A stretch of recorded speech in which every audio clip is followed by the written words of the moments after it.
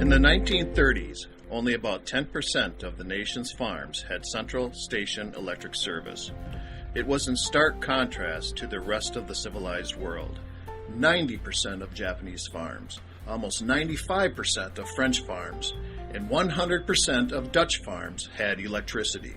Privately owned electric utilities said it wasn't profitable to serve rural areas.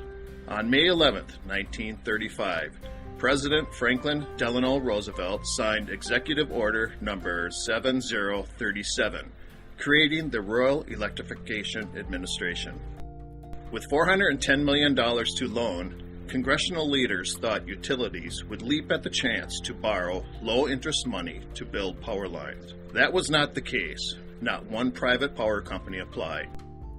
Undaunted, progressive farmers took matters into their own hands. They didn't know anything about planning and building power lines, obtaining wholesale power, or running a nonprofit business. But they were willing to shoulder the difficulty, knowing it would result in a better life for their families. That was how Hawkeye REC and Tri-County Electric Cooperative began.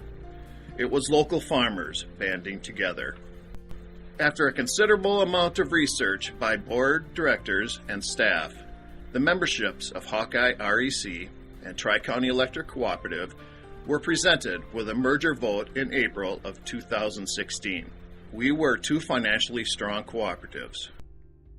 Farmers over 80 years ago took on the difficulty of bringing electricity to our area because it would result in a better life for their families.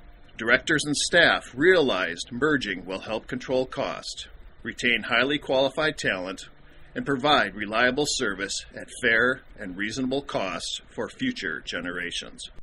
The vote was overwhelmingly supportive, and on January 1st, 2017, we became MiEnergy Cooperative.